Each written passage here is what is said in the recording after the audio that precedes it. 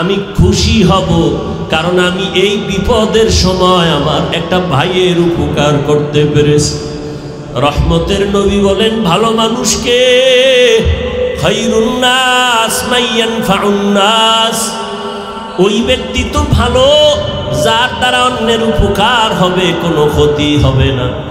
এই সময় তোমার মাও তোমারে সহযোগিতা করে না, বাবাও করে না, ভাই বোন করে না। আমি যেহেতু একটা নেকের দ্বারা জান্নাত পাবো না, আমার সব গুনাহ গুনাহ গুনাহ, তবে আমি একটা নেক যেহেতু আমার আছে, তোমারও একটা নেকের বড় অভাব, আমি আল্লাহর মহাব্বতে ওই নেকটা তোমাকে দিয়ে দিলাম। আমার দিলটা এতটুকু শান্ত যে আমার একটা ভাইকে আমি উপকার করতে পেরেছি, এটাই আমার তৃপ্তি। বান্দা খুশি হইয়া ও একটা নেক নিয়ে আমার মালিকের আদালতে হাজির। আল্লাহ তুমি দয়া করেছো, একটা নেক আমি পাই না, তবে পেয়ে গেলাম, তুমি আমারে জান্নাত দাও। আল্লাহ তো সব জানেন। আল্লাহ বলেন, নেকটা কি তোর মা দিছে? কয় না। বাবা দিছে নি? কয় না। তোমার সন্তান দিছে নি? কয় না। কে দিছে বলো? বলে আমার এক ভাই, তার সব গুনাহ গুনাহ, আমল নামায় কোনো নেক নাই, গুনাহ, তবে একটা নেক ছিল, সেই নেকটা আমাকে দিয়েছে। আল্লাহ বলবে, তারে আমার আদালতে হাজির করে দাও। এই বিপদের সময় কে তোমাকে একটা নেক দিয়া সহযোগিতা করেছি, আমার আদালতে হাজির করো। আল্লাহ পাকের অর্ডারে ওই আল্লাহর বান্দাকে আল্লাহর আদালতে হাজির করা হবে। আল্লাহ বলবেন, এই বান্দা, তুই এই ব্যক্তিকে নেক দিয়েছ কেন? এর মা, এর বাবা, এর আত্মীয় সন্তানেরা কেউ এই মুসিবতের সময় একটা নেক দেয় না, দিবে দূরের কথা, এ যে বাবা সন্তান স্বীকারই করে না। নেক দাও তো পরের কথা, এই ব্যক্তি যে একজন মহিলার স্বামী, মহিলা স্বীকারই করে না, নেক তো পরে দিবে। তোমার এই লোকটা তেমন কোনো আত্মীয় না, তোমার ভাইও না, তুমি কিভাবে তারে একটা নেক দিছো? ওই বান্দা বলবে, হে দয়ার মালিক, জাহান্নামের গরম বড় কঠিন, ভয়ঙ্কর, সহ্য করা যায় না রে আল্লাহ। তবে আমার জীবনের একটা নেক আমল, আমি তো এই একটা নেক দিয়া জান্নাত পাবো না। এ কারণে আমি চিন্তা করলাম, আমার ভাইকে যদি একটু উপকার করে, এই নেক আমি দেওয়ার কারণে সে যদি একটু জান্নাতে যায়, জাহান্নাম থেকে বাঁচলো, বিপদ থেকে বাঁচাইতে পারলাম। আমার একটা নেকের দ্বারা আমার একটা ভাই যদি বিপদ থেকে বেঁচে যায়, আমার এটা তৃপ্তি, আর কিছু না, একটু সহযোগিতা করলাম। আল্লাহ তাআলা বলবেন, ফেরেশতা, একটা বান্দা তার ভাইকে যদি একটা নেক দিয়ে বিপদের সময় সহযোগিতা করে, আমি আল্লাহ তো এর থেকেও বড় দয়াময়, আমি আল্লাহ তো রহিম, আমি আল্লাহর এত দয়া, এত মায়া, আমি আল্লাহ পাক ওই একটা নেক দেনেওয়ালা বান্দাকেও এই দয়ার কারণে তাকেও জান্নাত দিয়ে দিলাম। আতিনা ফি দারে দুনিয়া না হাসান, আতিনা ফি দারে উকবা না হাসান, ইয়া গিয়াসাল মুস্তাগীসিন ইহদিনা লিফতিখারা বিল উলুমে ওয়াল গিনা, হর গৌরি দে নেको तू तैयार है, जो न मांगे उससे तू बेजार है। वअम्मा मन खाफ मकाम रब्बिह वनहा अन्नफ्स अनिल हवा फइन्नल जन्नत हियल मावा। আল্লাহ তাআলা বলেন, আমার আদালতে দাঁড়াইয়া হিসাব দেওয়ার ভয়ে যারা দুনিয়াতে এই গুনাহ থেকে নিজেরে বাঁচায় রাখবে, আমি আল্লাহ তাকে বিনা হিসাবে জান্নাত দিয়ে দিব। দুনিয়াতে থাকিয়া গুনাহ থেকে বাঁচার উপায়, জীবনের ভাগ দুইটা, একটা আমার পেছনে চলে গেল, সামনে আর একটা আমার হায়াত কতদিন আছে জানা নাই। তবে পিছনের জীবনে গুনাহ অনেক করে ফেলেছি, সামনের জীবনেও গুনাহ হতে পারে। এই দুই লাইনের গুনাহ থেকে কিভাবে বাঁচব? পিছনের গুনাহ থেকে বাঁচার জন্য একটা মেডিসিন লাগবে, সামনের গুনাহ থেকে ভালো পবিত্র থাকার জন্য আর একটা মেডিসিন লাগবে। পিছনের যেই মেডিসিনটা গুনাহ করে ফেলেছি, হাতের গুনাহ, চোখের গুনাহ, জবানের গুনাহ, অন্তরের গুনাহ, এইভাবে যত গুনাহ করে ফেলেছি, আল্লাহর হক নষ্ট করে, বান্দার হক নষ্ট করে, যত অন্যায় করেছি, পেছনের গুনাহ থেকে পবিত্রতা অর্জনের জন্য একটা মেডিসিনের প্রয়োজন। ওই মেডিসিনটা না থাকলে পেছনের গুনাহ থেকে আমার ক্ষমা হবে না। সামনের জীবনে যেন আমার চলার পথে কোনো গুনাহ না হয়, ওই গুনাহ থেকে বাঁচার জন্য আর একটা মেডিসিন লাগবে। এই দোনোটা মেডিসিন অর্জন করার একমাত্র জায়গা হলো আল্লাহওয়ালাদের নেক নজর।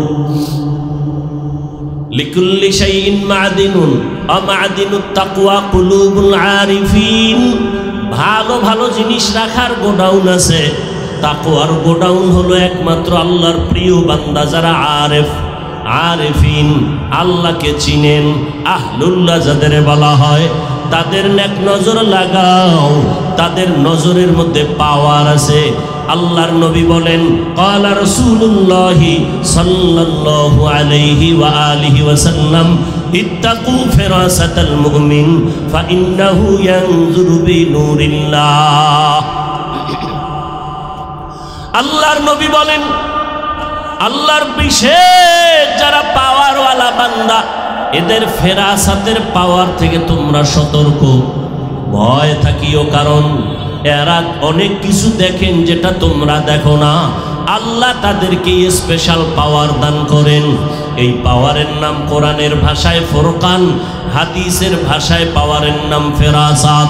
ইয়া আইয়ুহাল্লাযীনা আমানু ইন তাত্তাকুল্লাহ ইয়াজআল লাকুম ফুরকানা। আল্লাহ তাআলা বলেন, ও মুমিন, তাকওয়ার উপরে মুজাহাদা করো, প্রচেষ্টা চালাও, আল্লাহ একটা পাওয়ার দান করবেন। এই পাওয়ারের নাম ফুরকান। মা মা'নাল ফুরকান হুয়া নূরুম মিন ইলাহি। ফুরকান নামের পাওয়ার হলো আল্লাহর থেকে স্পেশাল দেওয়া একটা নূরের আলো। ওই আলোটা দিয়া বান্দা হক বাতিল, দুনিয়াতে গুনাহ কি জিনিস সেটা বুঝার জন্য আলাদা কোনো বয়ানের প্রয়োজন হয় না। কোনটা ভালো, কোনটা মন্দ, কোনটা জায়েজ, কোনটা নাজায়েজ, কোনটা বৈধ, কোনটা অবৈধ, মোটামুটি আমরা অনেকটাই ওয়াকিফাল, জানি।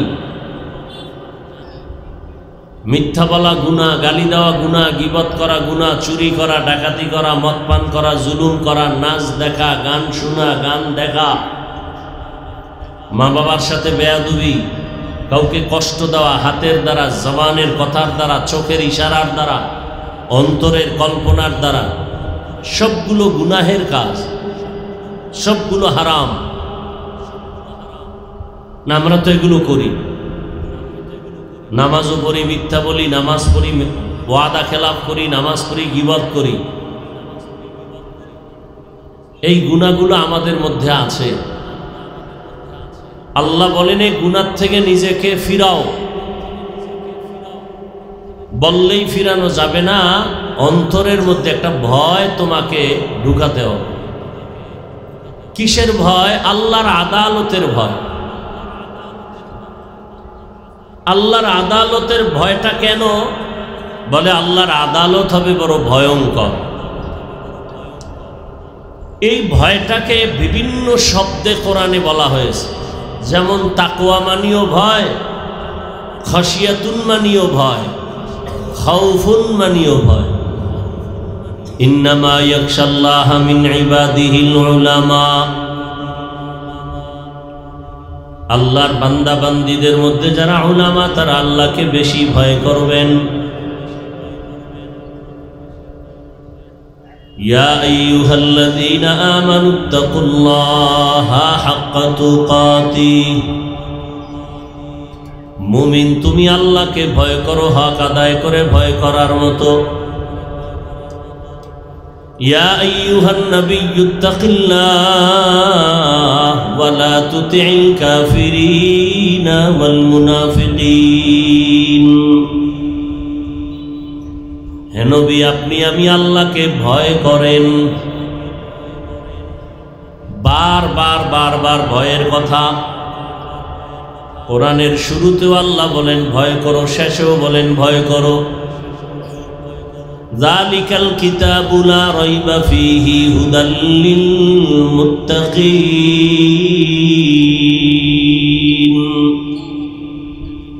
কোরআন জান্নাতের পথ দেখাবে, হেদায়েতের পথ দেখাবে তাদেরকে যারা আল্লাহকে ভয় করে।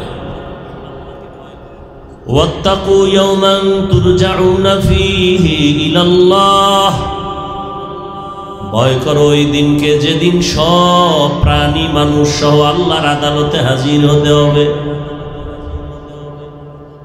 বারবার আল্লাহ ভয় করতে বলেন।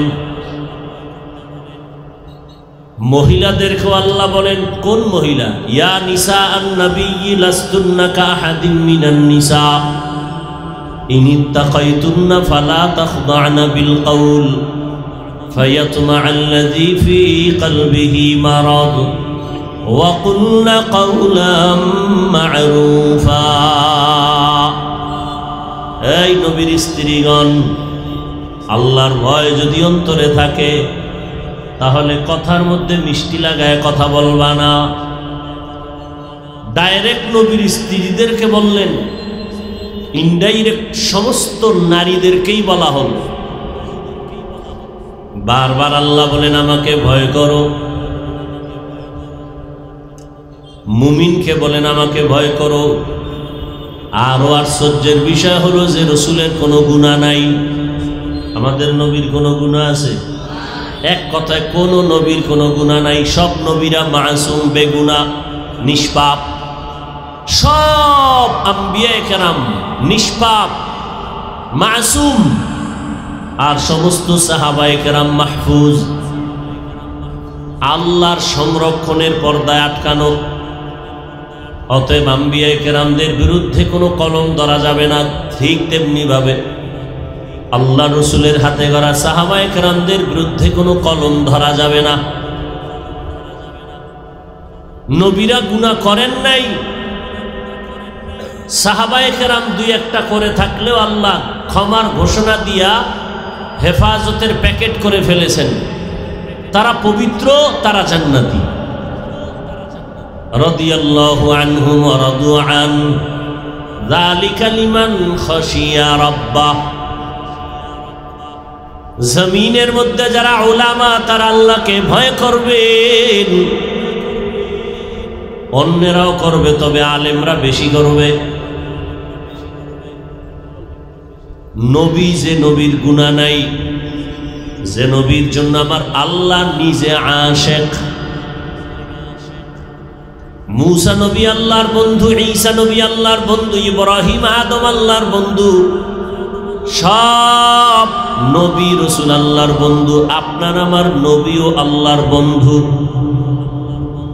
তবে ব্যবধান হলো সব নবী রসুল আমার আল্লাহ তাআলার আশিক, আর আমার আল্লাহ নিজে হলেন মুহাম্মদের আশিক। ব্যবধান আছে না নাই?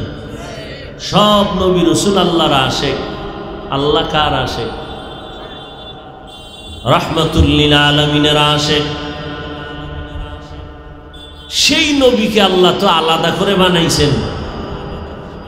আল্লাহ সে নবীকেও বলেন আমাকে ভয় করেন। বারবার আল্লাহ বলেন আমাকে ভয় করো। কোরআনের শুরুতেও তাকওয়া ভয়, কোরআনের শেষের আয়াতেও তাকওয়া ভয়। এমন কোন পৃষ্ঠা কোরআনের নাই বললেই চলে যে ভয়ের আওয়াজ নাই। খাউফুন মানিও ভয়, খাশিয়াতুন মানিও ভয়, তাকওয়া মানিও ভয়। পুরুষেরাও বলে আল্লাহকে ভয় কর, নারীদেরও আল্লাহ বলেন আমাকে ভয় করো। কেন এত বারবার আল্লাহ ভয় করতে বলেন? দুনিয়াতেও মানুষ মানুষকে ভয় করে, করে না? করে না? কোন মানুষ কোন মানুষকে ভয় করে? দুর্বল মানুষ শক্তিশালী মানুষের ভয় করে, নিরীহ মানুষ সন্ত্রাসীদেরকে ভয় করে। এক কথায় যারা ভয়ঙ্কর বেয়াদব এদেরকে মানুষ ভয় করে। বুঝে থাকলে বলেন আমার আল্লাহ কি ভয়ঙ্কর নাকি দয়ালু? কি দুনিয়াতে তো দয়ালুরে কেউ ভয় করে না, করে? ভয়ঙ্করের ভয় করে। তো আল্লাহ যদি দয়ালু হন তাহলে তাকে ভয় করব কেন? আসলেই তো আল্লাহ দয়ালু। কেমন দয়ালু? আল্লাহর মতো দয়ালু আর আছে কেউ? দুনিয়ার যত দয়ালু সব দয়ালু স্বার্থপর।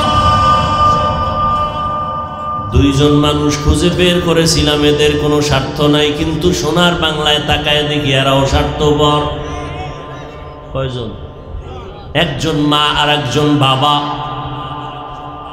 বাংলাদেশে তাকায় দেখলাম স্বার্থের আঘাতে মা বাবাও সন্তানকে হত্যা করে। আছে না নাই? স্বার্থের আঘাতে সন্তান মা বাবাকে হত্যা করে, স্বার্থের টানে স্ত্রী স্বামীকে হত্যা করে, স্বামী স্ত্রীকে হত্যা করে।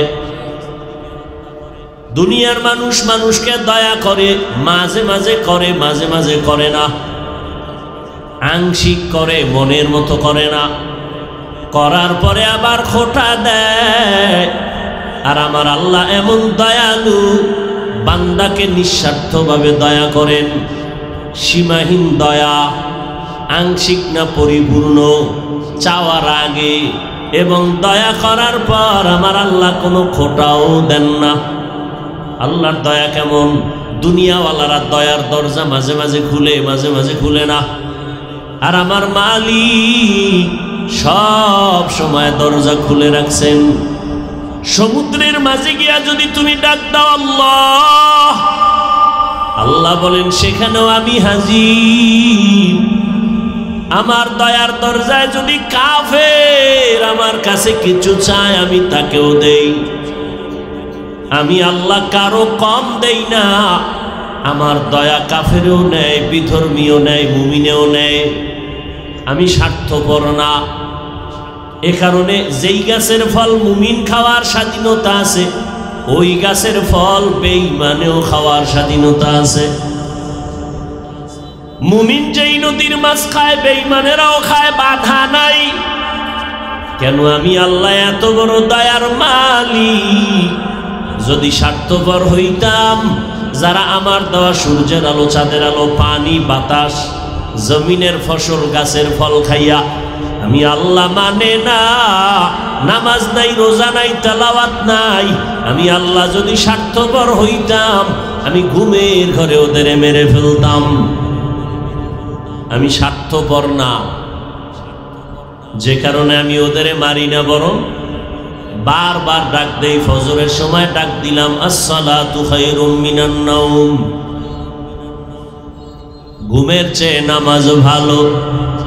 আর তুমি ঘুমাইও না, ঠিকমতো পড়িলে নামাজ জান্নাত তোমার ঠিকানা। আমার প্রাণের ভাই বোনেরা, জলদি করে উঠে যাও, ওযু করে তাড়াতাড়ি নামাজ পড়তে লেগে যাও। আহা নবী বেনামাজির শাফাআত করিবেন না, ঠিকমতো পড়িলে নামাজ জান্নাত তোমার ঠিকানা। আমার প্রাণের ভাই বোনেরা, জলদি করে উঠে যাও, ওযু করে তাড়াতাড়ি নামাজ পড়তে লেগে যাও। আহা নবী বেনামাজির শাফাআত করিবেন না, ঠিকমতো পড়িলে নামাজ জান্নাত তোমার ঠিকানা। ঘুমের চেয়ে নামাজ ভালো, আর তুমি ঘুমাইও না, ঠিকমতো পড়িলে নামাজ জান্নাত তোমার ঠিকানা। ফজরে ডাক দেওয়া হলো, বান্দা তুই হাজিরায় যাও নাই, নাক টেনে ঘুমিয়ে আছো, কারণ সারা রাত মোবাইলে আকাম করেছো, ফজরের আগে ঘুমায় গেছো, নামাজের খবর নাই। আমি আল্লাহ তোরে ডাক দাওয়াইলাম, তুই হাজিরা দাও নাই। আমি আল্লাহ বেজার না হইয়া আবার জোহরের নামাজে ডাক দিলাম, হাইয়া আলাস সালাহ।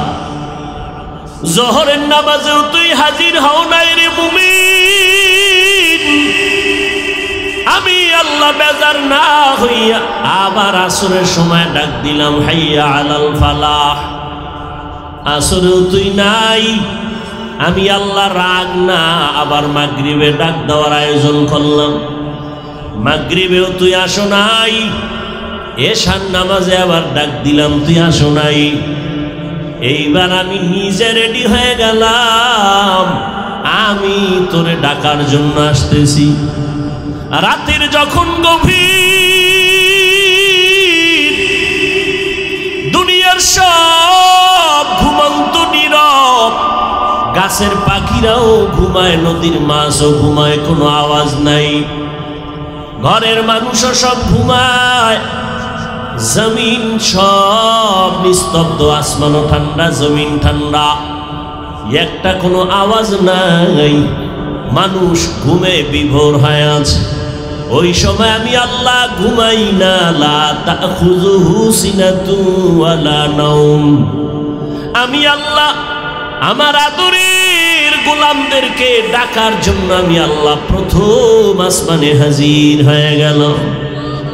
অতিও গভীর হয় রজনী যখন, নীরবে প্রভুর নাম জপিও তখন। প্রভুর করুণা যদি পাইবারে চাও, গভীর রাতে উঠে প্রভুর গুণগান গাও। আল্লাহ কোথায় আছেন? প্রথম আসমানে এসে বান্দাকে ডাকেন। মুয়াজ্জিন ডাকছে, যাও নাই, এখন আমি ডাকতে আসছি। আলা আমি মুস্তাগফিরিন ফাগফির আলা। এ অপরাধী গুনাহগার, কি পরিমাণ গুনাহ করেছো, আয় আমার কাছে ক্ষমা চা। এখন ক্ষমা চাবি, চোখের পানি ছেড়ে দিবি, চোখের পানিটা গালের নিচে যাওয়ার আগে তোর জীবনের গুনাহগুলো মাফ করে দিব। আতিনা ফি দারে দুনিয়া না হাসান, আতিনা ফি দারে উকবা না হাসান, ইয়া গিয়াসাল মুস্তাগীসিন ইহদিনা লাফতিখারা বিল উলুমে ওয়াল গিনা। হর গড়ি দে নেকো তু তৈয়ার है, जो न मांगे उससे तू बेजार है। আমি আল্লাহ গভীর রাত্রে ডাক দিলাম, আলামিন মুস্তারজিকিন ফারজুকা।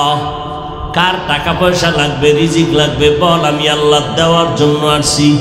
কোন সময়? ঘুমাইতেছেন আপনারা? কোন সময় আল্লাহ আসেন? কোন দিন? হ্যাঁ, বান্দার থেকে কিছু নিতে না দিতে? আপনাদের কিছু লাগে না? নাক টেনে ঘুমান কেন? বাবায় যদি গভীর রাতে ঘরের দরজায় এসে আসি, দরজা খোল, বিপদে আছে। এমন কোনো মোহাব্বতের সন্তান নাই যে ঘুমায় থাকবে, সাথে সাথে দরজা খুলে বাবা কেন আসছে। ছাত্রের দরওয়াজার কিনারায় গভীর রাতে যদি কোনো শিক্ষক এসে নক দেয়, ও আমার কলিজার ছাত্র, বাবা আমি ঘুমাই নাই, তোমার কাছে আসছি জরুরত। এমন কোনো মোহাব্বতের ছাত্র নাই যে ঘুমায় থাকবে, বরং দরজা খুলে বলবে, হযরত কেন আসছেন? তোমার আমার আসল মালিক আমার আল্লাহ। রাতের গভীরে বান্দাকে ডাকেন, বান্দা টাকা লাগলে বল, বাড়ি লাগবে বল, গাড়ি লাগবে বল, জীবনে কি প্রয়োজন বল। রহমতের নবী বলেন একটা জুতার ফিতাও যদি ছিঁড়ে যায় আমার আল্লাহর কাছে বলো, আমার আল্লাহ কুদরতের দরজা খুলে দিবি। রহমতের নবীর থেকে দামি আর কেউ আছে? সেই নবীর কোনো প্রয়োজন হলে কার কাছে চাইতেন? নবী যদি আল্লাহর কাছে চাইতে পারেন, আপনি কেন চান না? নবী বলেন ইজা সাআলতা ফাসআলিল্লাহ ওয়া ইজা ইসতাআনতা ফাসতাইন বিল্লাহ। কিছু যদি চাইতে হয় আমার আল্লাহর কাছে চাও, দুনিয়ার কারো কাছে চাইবা না, কারণ দুনিয়ার সবাই ফকির, আমার আল্লাহ হলেন ধনী। আমার আল্লাহ কি? আমার আল্লাহ শুধু ধনী না, আমার আল্লাহ প্রশংসিত ধনী। দুনিয়ার ধনীদের বদনাম আছে, আমার আল্লাহর বদনাম আছে।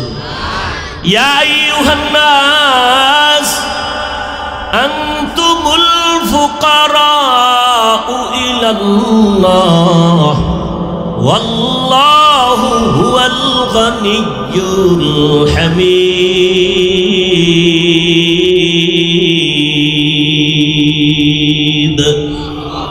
गर तवक्कुल मी कुनी हर सुबह शाम, मेरा सानत रिज़्क़ तू अज़ला मकाम जुज़्बा हक़ ची ज़े मखाज़ इंसुजा फज़ले उआ मस्ते दर जुमला जहां।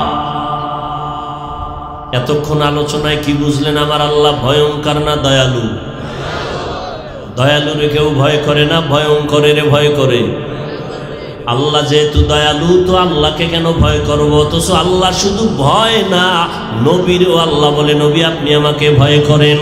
ইয়া আইয়ুহান নাবিয়্যুত্তাকিল্লাহ ওয়া লা তুতি'ল কাফিরিনা ওয়াল মুনাফিকিন।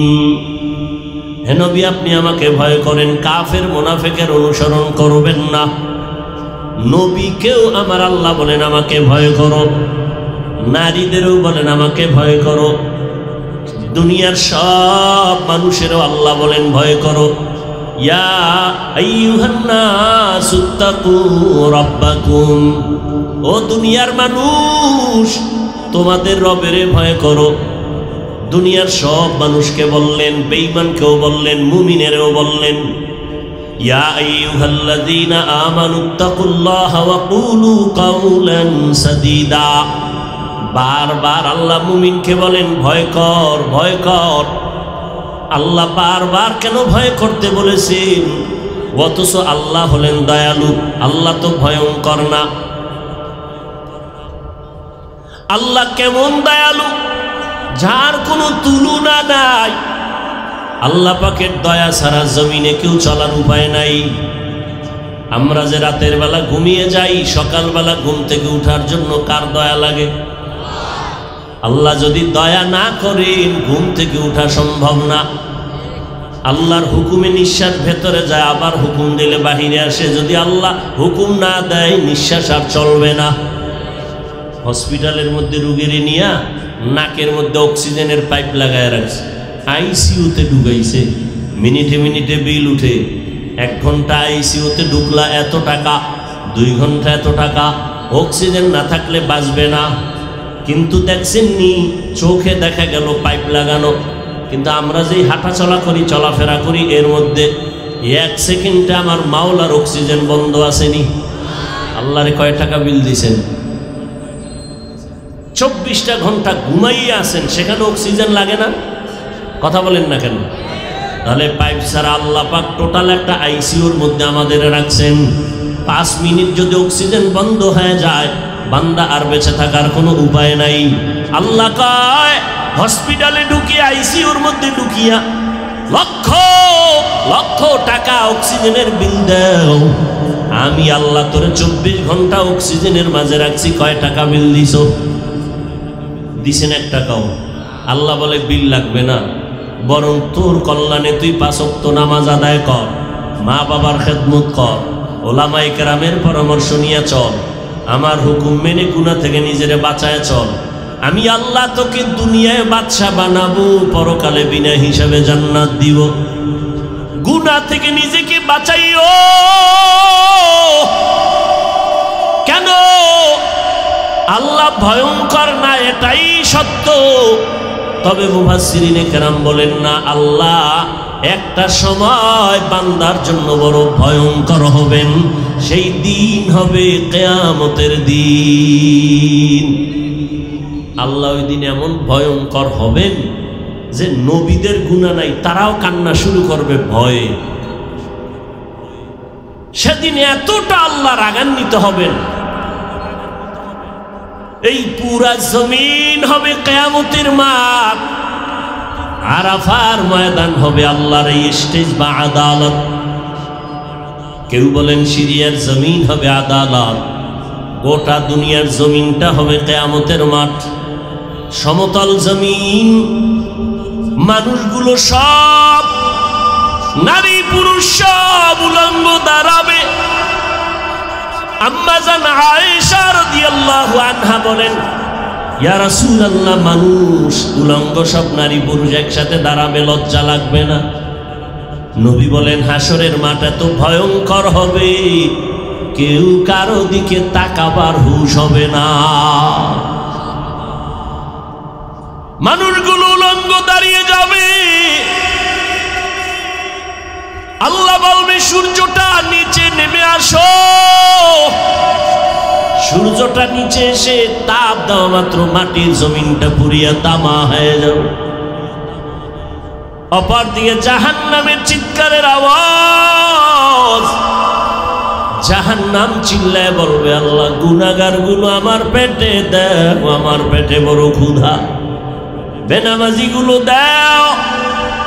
আল্লাহ অর্ডার করবেন, 70,000 ফেরেশতারা শিকল লাগায় ধরে রাখ, জাহান্নাম যেন আমার দিকে আসতে না পারে। যদি আমার আদালতের দিকে আগায় যায়, আমি বিচার করতে পারবো না। 70,000 শিকল জাহান্নামের গলায় লাগায়া ফেরেশতারা পেছনে টেনে ধরবে, তারপরও রাখতে পারবে না। নবীজি বলেন, সেদিন আল্লাহ ভয়ঙ্কর রূপ ধারণ করবেন। আল্লাহ এমন এক ভয়ঙ্কর রূপ ধারণ করে, কুদরতি আওয়াজ, জবানের রাগান্বিত আওয়াজ, লিমানিল মুলকুল ইয়াউম লিল্লাহিল ওয়াহিদিল কাহ্হার। নবী বলেন, আল্লাহর কুদরতি আওয়াজে হাসরের ময়দানটা থরথর করে কেঁপে উঠবে। এমন কঠিন হালাত, নবীদের কান্না এমন ভাবে শুরু হয়ে যাবে, উম্মতেরও চিন্তা থাকবে না। আদম নবীও কাঁদবেন, মুসা নবী কাঁদবেন, ঈসা নবী, আদম, নূহ নবী কাঁদবেন, ইব্রাহিম নবী কান্না করবেন। আম্মা জান আয়েশা রাদিয়াল্লাহু আনহা বলেন, নবী তখন আপনি কি করবেন আর উম্মতের কি হালাত হবে? রহমতের নবী বলেন, নবীদের কান্না দেখা উম্মতেরাও বেকারার হয়ে যাবে। আদম নবীর কাছে যাবে, সুপারিশের জন্য পারবে না। ঘুরতে ঘুরতে ঘুরতে ঘুরতে শেষ, আমি মুহাম্মদের তারা তালাশ করবে। হাসরের ময়দানে নবী আপনাকে উম্মতেরা কোথায় পাবে? নবী বলেন, আমি আমার রবের সামনে মাকামে মাহমুদের মধ্যে সিজদায় পড়ে আমিও কান্না শুরু করব। সব নবীদের কান্না, নিজেদের চিন্তা, একমাত্র আমি রহমতের নবী মালিকের কুদরতে মাকামে মাহমুদে সিজদায় পড়ে কাঁদবো। আর আমি আমার নিজের ব্যাপারে একটা কথাও বলবো না। আমি বারবার কান্না করব আর বলবো, আমার উম্মত, আমার উম্মত, আমার উম্মত। তুকু যাও সুন্নতি আহমদ কুজা বা মুহাম্মদ কৈবুয়ত নিসবতরা মান আহাব্বা সুন্নতি কৌলে রসুল মজদায়ে কানা মাই হাম কুন কবুল। আল্লাহ ভয়ঙ্কর হবেন হাসরের ময়দানে, ইনসাফের বিচার আল্লাহ ভয়ঙ্কর রূপ ধারণ করবেন। আল্লাহ যখন ভয়ঙ্কর রূপ ধারণ করে আওয়াজ দিবেন, হাসরের ময়দানটা থরথর করে কেঁপে উঠবে, কেউ কথা বলার সাহস পাবে না। ওই দিনটা বড় কঠিন। আম্মা জান আয়েশা রাদিয়াল্লাহু আনহা বলেন, আমি আয়েশা তো নবীর ঘরে 9 বছর বয়সে আমি আসছি। আমার যখন 18 বছর হয়, রহমতের নবী জমিন থেকে বিদায় নিয়ে গেলেন। আমি প্রায় সময় তাকায় দেখতাম মায়ার নবী আমার হুজরায় বসে গুনগুন করে মাঝে মাঝে কান্না করতে। আমি ভয় পেয়ে যাইতাম, আমার মায়ার নবী কেন কাঁদে? মনে হয় আল্লাহ বেজার হয়ে গেল আমার উপর, আমি বোধহয় কোনো বেয়াদবি করেছি। আম্মা জান আয়েশা বলেন, মাঝে মাঝে আমি রহমতের নবীর কাছে গিয়ে আদবের সাথে বলতাম, নবী আপনি কেন কাঁদেন? আমি আয়েশা কোনো বেয়াদবি করেছি নাকি? নবী বলেন, ও আয়েশা তুমি বেয়াদবি করবা কেন? তুমি যে আমার ঘরে আসছো আমার সিদ্ধান্তে না, আমার রবের প্রস্তাবে তুমি আমার ঘরে চলে আসছো, তুমি আয়েশা বেয়াদবি করবা কেন? ও পর্দার আড়ালের আম্মা জানেরা, বোনেরা, ও আমার কলিজার যুবক, পর্দার আড়ালের মা বোন ও বৃদ্ধ বাবাজি, রহমতের নবী কাঁদেন। আম্মা জান আয়েশা রাদিয়াল্লাহু আনহা বলেন, রহমতের নবী বলেন, ও আয়েশা আমার কান্নার কারণ, মাঝে মাঝে আমার কান্না আসে, আমি চোখের পানি ধরে রাখতে পারি না রে আয়েশা। দুইটা কথা আমার যখন মনে উঠে তখন আমার চোখের পানি পড়তে থাকে, আমি আমার চোখের পানি ধরে রাখতে পারি না, আমি গুনগুন করে কান্না করি। এই একটা বিষয় যখন আমার মনে পড়ে আমি অঝোর দ্বারায় কান্না করি। কারণ তুমি জানো না রে আয়েশা, তুমি আমার সুখের সময়ের বিবি, তুমি আমার জীবনের খবর জানো না, জীবনটা আমার কত দুঃখে কেটেছে।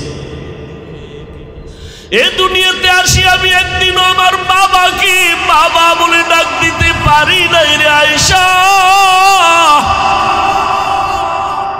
আমার বাবার চেহারাটাও দেখতে পারি নাই, আমি এত বড় এতিম।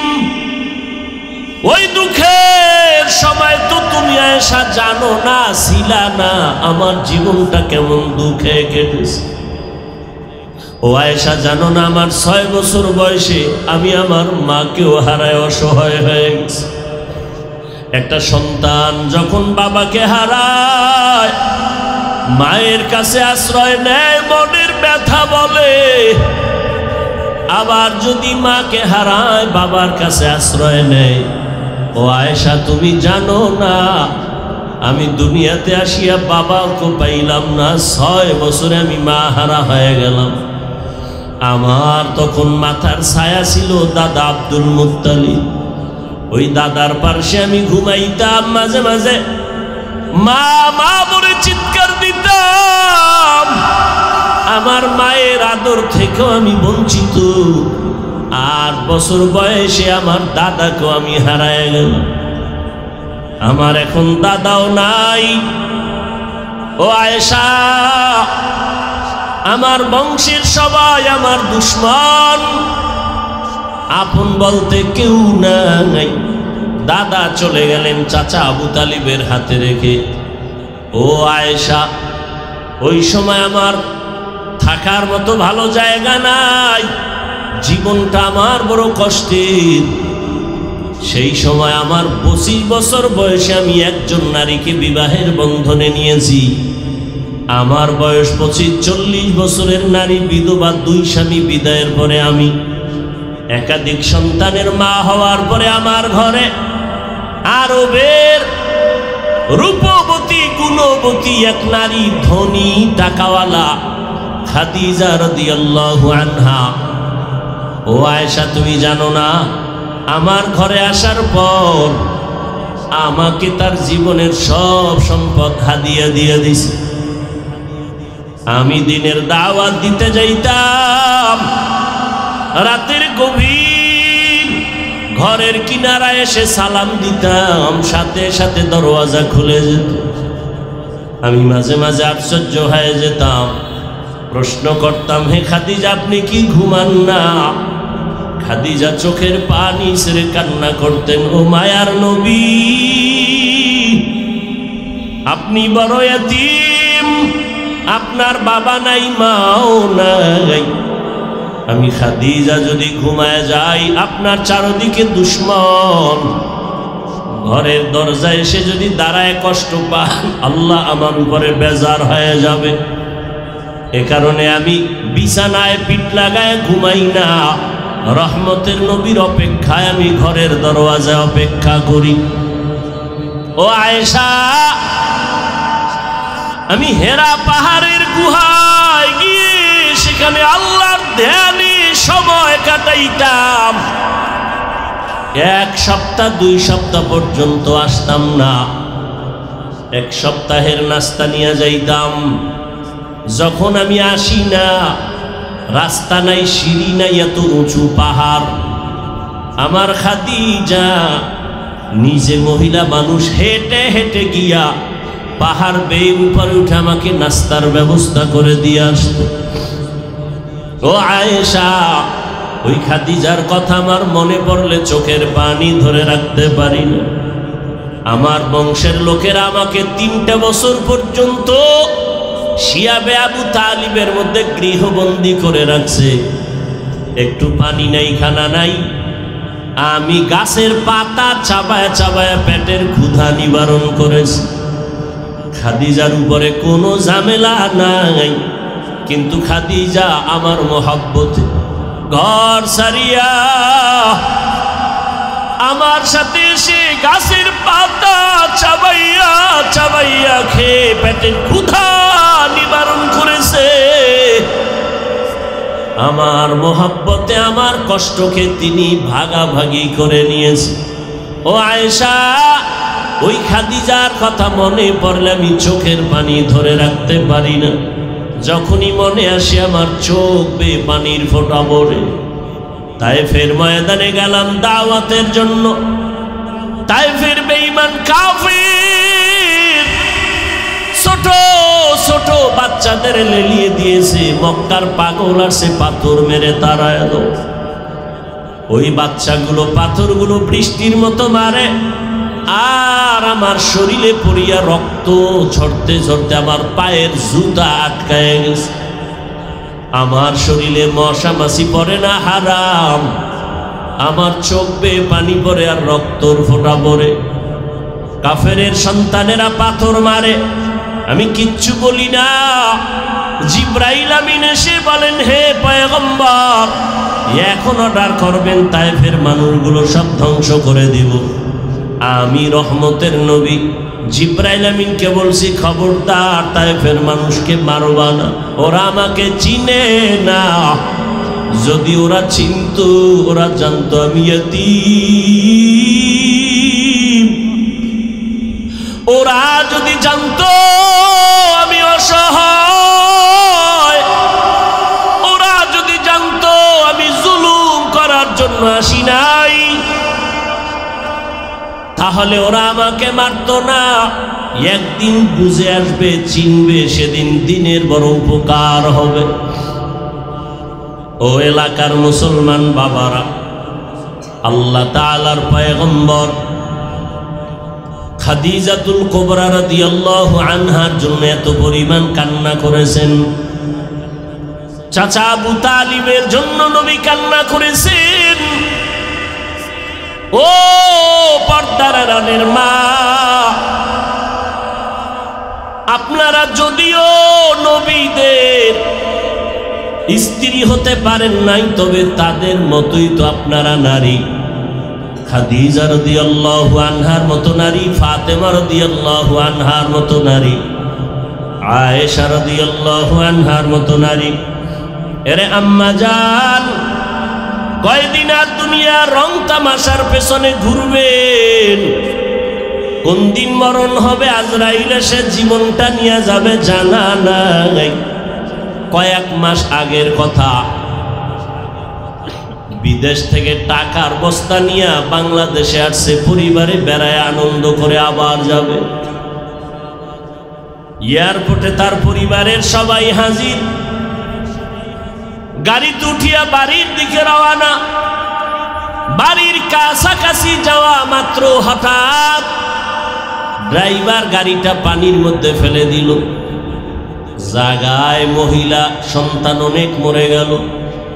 ওই বিদেশি বান্দা এখনো মরে নাই। মিডিয়ার সামনে চোখের পানি ছেড়ে কান্না করে। জীবনে মানুষ বিবাহ করে খেয়ে না খেয়ে পরিবার নিয়ে থাকার একটা আনন্দ আছে, আমি তাও পাই নাই। টাকার তাগিদে বিদেশ চলে গেলাম। আজ আমি টাকা অলংকার নিয়ে আসছি, কিন্তু আমি বাড়ি যাওয়ার আগে আমার কপাল কেন এত খারাপ। বাড়ির কাছাকাছি এসে আমার নিজের হাতের উপরে কলিজার সন্তানটা মরে গেল, আমার স্ত্রীও মরে গেল। আমি এখন ঘরে যাইয়া কি করব? কে আমাকে আনন্দ দিবে? আমার কলিজার সন্তানটাও চলে গেল, আমার বিবিও নাই।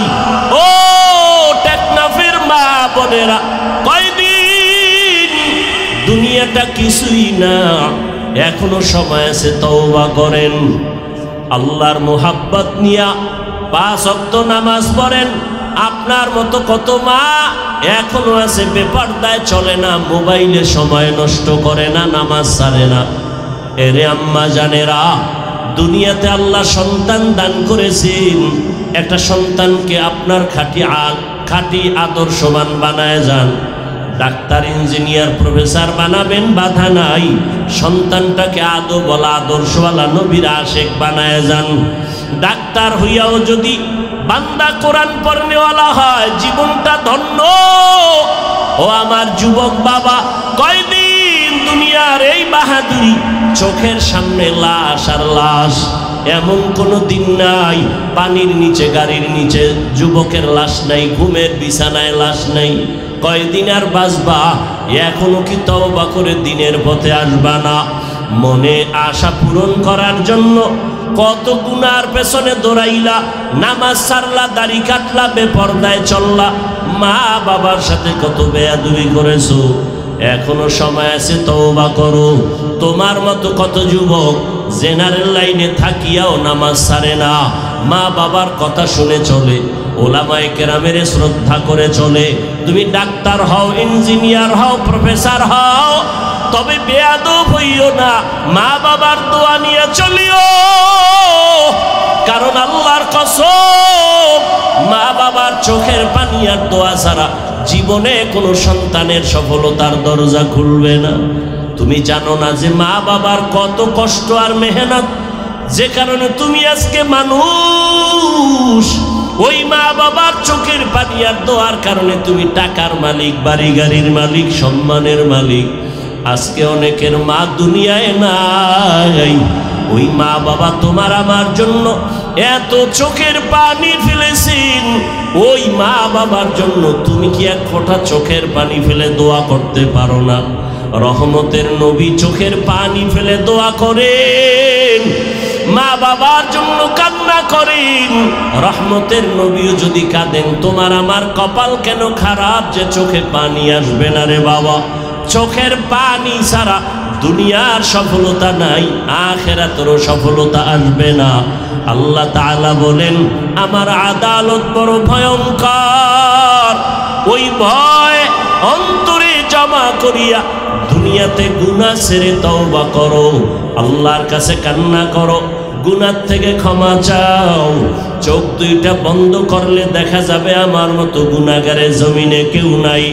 গুনাহের কারণে হাত না পাক, চোখ না পাক, জিহ্বা না পাক, অন্তর না পাক। আল্লাহর দরবারে ক্ষমা চাও, নামাজি হয়ে যাও, আল্লাহর কাছে সিজদা দিয়ে কান্না করো। আল্লাহ বলেন, বান্দা যখন কান্না করবে চোখের পানি ছাড়িয়া, গালের নিচে চোখের পানি যাওয়ার আগে আমি আল্লাহ তার জীবনের সব গুনাহ মাফ করে দিব। ভাইরা আমার, আল্লাহর নবী বলেন, ও আয়েশা, দুই কথা মনে পড়লে আমার বেশি কান্নার আওয়াজ। এখনো খাদিজার কথা মনে পড়লে কান্না করি। আর একটা বিষয় হলো, আল্লাহ যেই দিকে ইঙ্গিত করে বলছেন আমাকে ভয় করো, আমার আদালতের ভয়, গুনাহ ছাড়ো, ওই আদালতের কথা যখন আমার মনে পড়ে আমি চোখের পানি ধরে রাখতে পারি না। আমি রহমতের নবী কান্না করি, হাসরের ময়দান আমার উম্মতের কি উপায় হবে? যেদিন নবীরা পর্যন্ত কান্নায় বিভোর, একটা নেকির টান পড়বে, কেউ কারো সহযোগিতা করবে না। হাদিসে পাকে নবী বলেন, এক আল্লাহর বান্দা হাসরের ময়দানে সব বান্দার আমল নামা ওজন দিতে গিয়া মাত্র একটা নেকের টান, আল্লাহ বলবে একটা নেক তোমার আমল নামায় চলে আসলে তুমি জান্নাত পেয়ে যাইবা। দেখো তোমার আত্মীয় স্বজন কেউ একটা নেক দেয়নি, আল্লাহর বান্দা দৌড়াবে, সন্তানের কাছে গিয়া বলবে, বাবা জীবনে কষ্ট করে তোমাকে খাওয়াইছি, নিজে খাওয়ার চিন্তা করি নাই, আজ আমি বিপদে পড়েছি, একটা নেক আমাকে দাও। সন্তান বলবে, আমার বাবা ছিল ঠিক, তবে তুমি আমার বাবা আমি বিশ্বাস করি না। এভাবে ঘুরতে ঘুরতে ঘুরতে ঘুরতে কেউ একটা নেক দেয় না, মাত্র একটা নেক হলেই জান্নাত পাবে, কেউ দেয় না, মাও না, বাবাও না, পরিবারের কেউ না। এখন নিরুপায়, চোখে পানি, কান্না করতেছে, কই পাবো একটা নেক? এক নেক হলে আমি জান্নাত পাবো। আল্লাহর বান্দা নিরুপায় হইয়া কান্না করে করে এখন যা আল্লাহর আদালতে যাবে, হঠাৎ করে দেখে পার্শ্বে একজন বুড়া মানুষ বসে বসে কান্না করে। জিজ্ঞাসা করে, বাবা তুমিও কাঁদো কেন? এই কাঁদো কেন? আমি কাঁদি একটা নেক পাইলে আমি জান্নাতে যাব, আমার কপাল খারাপ, আমার বাচ্চা সন্তান পরিবার কেউ আমাকে নেক দেয় না। ওই লোকটা কান্দে আর কয়, ভাই তুমি কাঁদো কেন? কয়, আমার জীবনে কোনো নেক নাই, গুনাহ গুনাহ গুনাহ, আমি কাঁদি জাহান্নামের ভবে। আমার আমল নামায় একটা নেক আছে, এক নেক দিয়ে তো জান্নাতে যেতে পারবো না, আমার জীবনে সব গুনাহ গুনাহ গুনাহ, তবে একটা নেক, ওই একটা নেক দ্বারা জান্নাত পাওয়া যাবে না। তবে তুমি যেহেতু একটা নেকের অভাবে বসে আছো, আমি তোমাকে সেই একটা নেক দিতে চাই, অন্তত তুমি জান্নাতে যাও, আমি খুশি হব। কারণ আমি এই বিপদের সময় আমার একটা ভাইয়ের উপকার করতে পেরেছি। রহমতের নবী বলেন, ভালো মানুষকে খায়রুন নাস মাইয়ানফাউন নাস, ওই ব্যক্তি তো ভালো যার দ্বারা অন্যের উপকার হবে, কোনো ক্ষতি হবে না। এই সময় তোমার মাও তোমারে সহযোগিতা করে না, বাবাও করে না, ভাই বোন করে না। আমি যেহেতু একটা নেকের দ্বারা জান্নাত পাবো না, আমার সব গুনাহ গুনাহ গুনাহ, তবে আমি একটা নেক যেহেতু আমার আছে, তোমারও একটা নেকের বড় অভাব, আমি আল্লাহর মহাব্বতে ওই নেকটা তোমাকে দিয়ে দিলাম। আমার দিলটা এতটুকু শান্ত যে আমার একটা ভাইকে আমি উপকার করতে পেরেছি, এটাই আমার তৃপ্তি।